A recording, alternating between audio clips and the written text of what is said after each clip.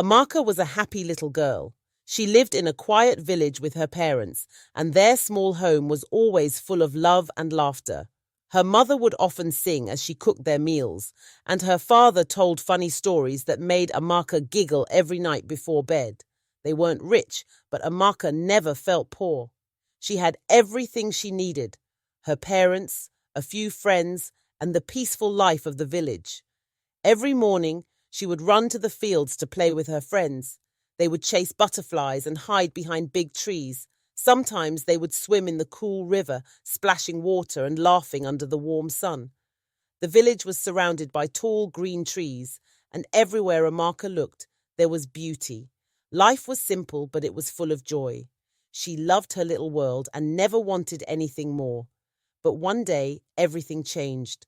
It started with a loud knock on the door in the middle of the night. Amaka's father opened the door, and standing there were some men from the village. Their faces looked sad and serious. "Please come quickly," one of them said. "There's been an accident." Amaka's parents quickly dressed and left the house, leaving Amaka alone. She didn't know what was happening, but something in her heart told her that something was very wrong. Hours passed, and Amaka lay in bed, unable to sleep. She waited and waited for her parents to return, but they never did. The next morning, Amaka found out the truth. Her parents had been in a car accident, and they were both gone, forever. The news hit her like a heavy stone, crushing her heart. Amaka cried for days, not understanding why such a terrible thing had happened. The happy home she once knew was now empty and cold. Her laughter was replaced by silence. Without her parents, Amaka became an orphan at the age of 12. She didn't know what to do. The village people helped her with food and comfort, but they couldn't take care of her forever. Amaka was all alone in the world. That was when her auntie came to the village. Amaka had never met her before, but her auntie promised to take care of her. She told Amaka that she would take her to the big city of Aba, where she would go to school, wear nice clothes, and live a better life. Amaka's eyes lit up with hope. Maybe things would get better after all. So one morning, Amaka packed her few belongings, said goodbye to her friends and the village, and followed her auntie to the city. As they left the village behind, Amaka felt a mix of sadness and excitement. She was leaving everything she knew behind, but she trusted her auntie's promises. She believed that a new life was waiting for her in Aba. When Amaka first arrived in Aba, she couldn't believe her eyes. The city was huge. There were tall buildings that seemed to touch the sky, cars zooming past, and so many people walking up and down the busy streets. The noise was loud and everything moved so fast. It was nothing like her quiet village. Her auntie took her to a small house in the middle of the city. It wasn't big or fancy, but Amaka didn't mind. She was just happy to be with family. She looked around the house, imagining how her new life would be. She dreamed of going to school, making new friends, and living in the city just like her auntie promised. But as the days went by, Amaka realized that none of those promises were coming true. Her auntie never talked about school. Instead, she made Amaka work in her small shop, selling goods to customers. Every day, Amaka would wake up early and sweep the shop, arrange the shelves, and help serve people. It was hard work, but she didn't complain. She still hoped that one day her auntie would remember her promise. Weeks turned into months, and months turned into years. Amaka spent 6 long years working in her auntie's shop. She never went to school, and she never wore the nice clothes her auntie had talked about. The other children in the city went to school with bright uniforms, but Amaka stayed behind, cleaning the dusty floors of the shop. She didn't have much to eat either. Most days, Amaka would eat leftover bread or small portions of food, while her auntie ate well. Sometimes, Amaka went to bed hungry, but she kept quiet. She told herself that at least she had a roof over her head and wasn't out on the streets. She was still thankful for that.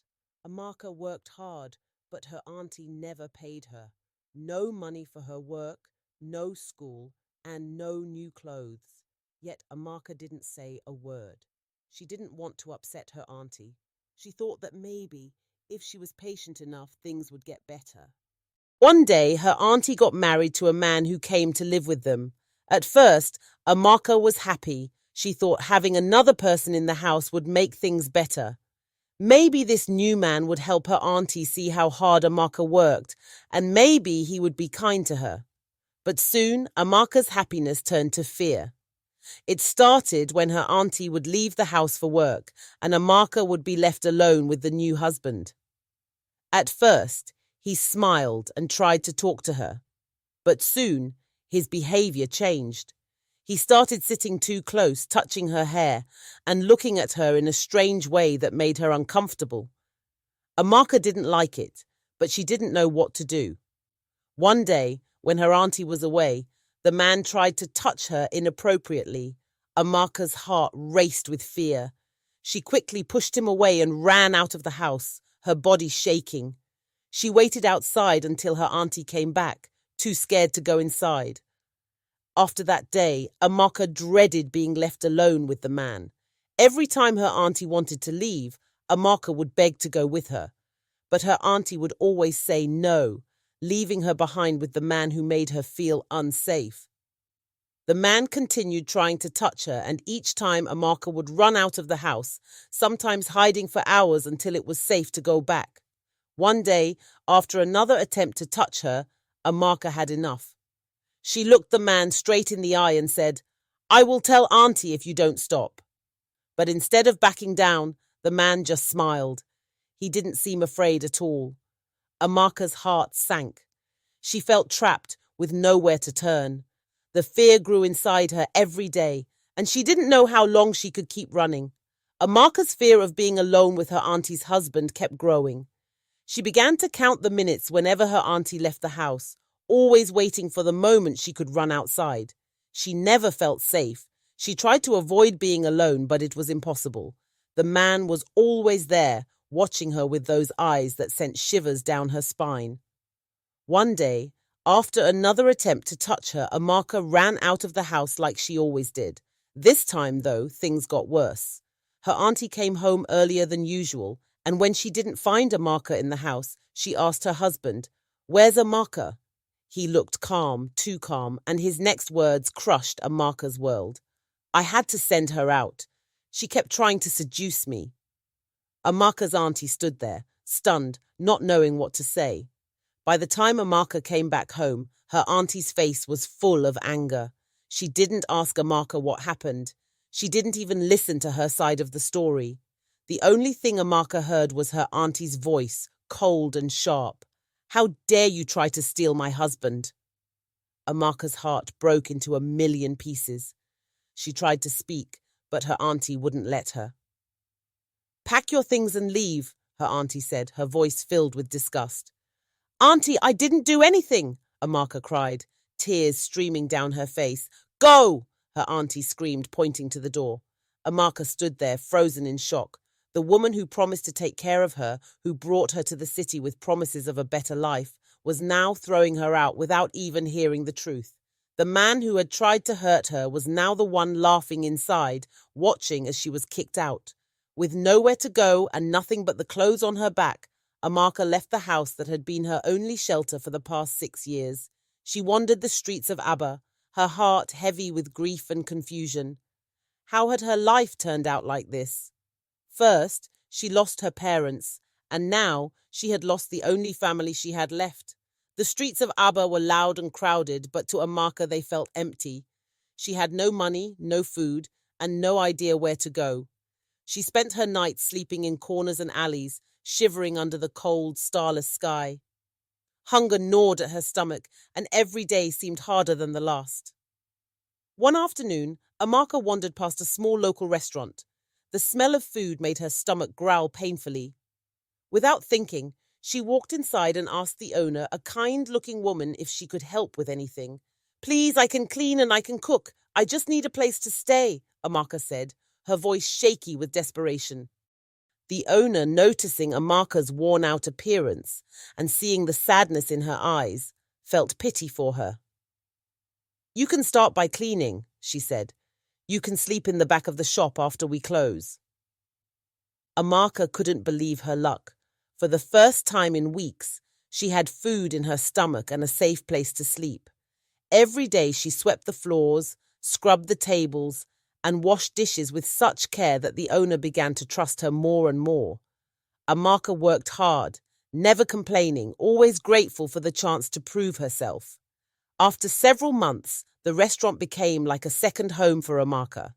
She woke up early, worked long hours, and finally felt a small sense of hope. One day, a problem arose. The regular cook didn't show up for work, and the customers were about to arrive. The owner was frantic, unsure of what to do. Amaka hesitated for a moment, then gathered her courage and said, "I can cook. I've been watching the cook every day. I know how to make the food." The owner, desperate and out of options, decided to give Amaka a chance. To her surprise, the customers loved the meal Amaka prepared. The food was delicious, and soon word spread that the restaurant had the best dishes in the area. From that day on, Amaka became the new cook. Business boomed, and Amaka finally started to feel proud of herself. But not everyone was happy for her. Ifeoma, another girl who worked at the restaurant, began to grow jealous of the praise Amaka was receiving.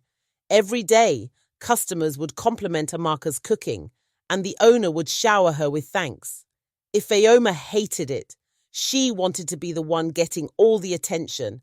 That's when Ifeoma decided to ruin Amaka's life. One afternoon, the owner was counting the money after a busy day.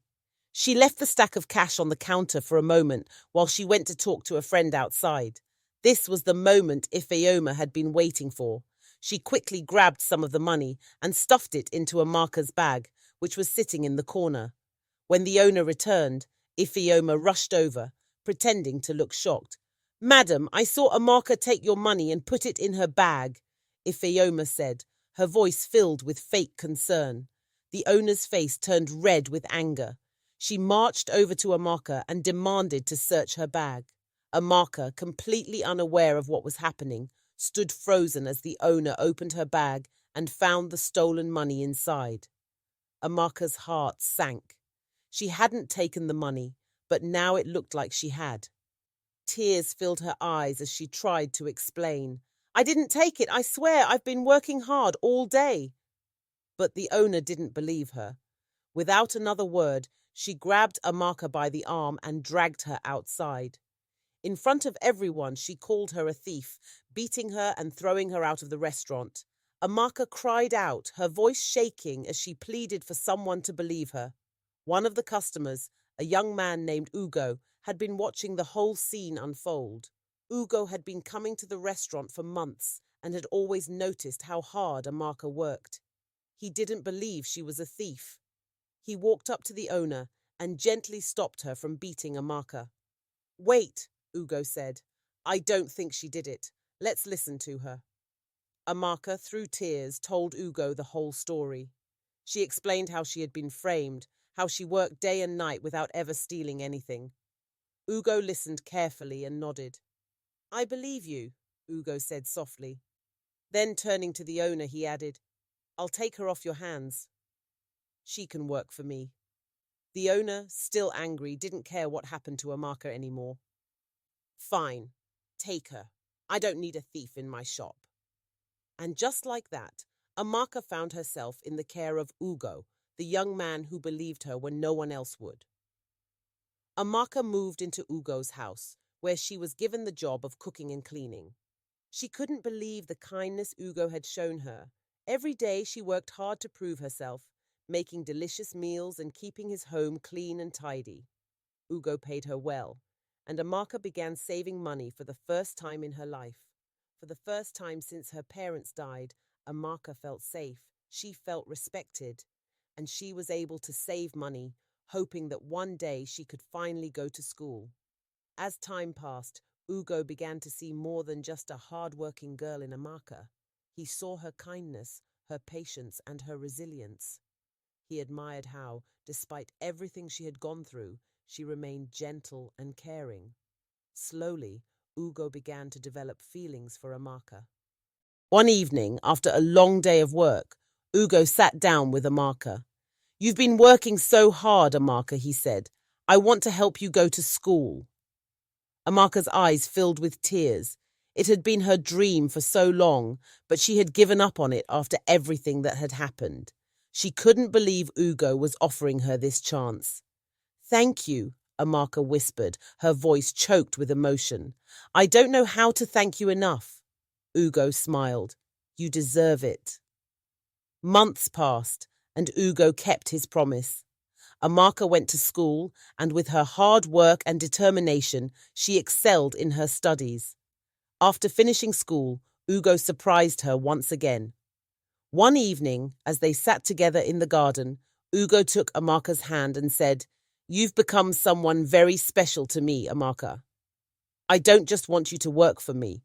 I want you to be with me, as my wife.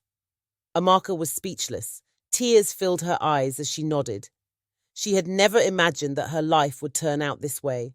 After everything she had been through, the loss of her parents, the betrayal of her auntie, the fear, the hunger, she had finally found happiness. Moral of the story. Amaka's journey teaches us that no matter how hard life gets, there is always hope. She faced loss, betrayal, and hardship, but she never gave up. Through her kindness, patience, and hard work, she found happiness in the end. The story reminds us that even when things seem darkest, there's always a chance for a brighter future. Stay true to yourself, and good things will come. Thanks for watching. Did you enjoy the video? Like, subscribe, and turn on notifications for more. Drop a comment and share your thoughts. See you next time.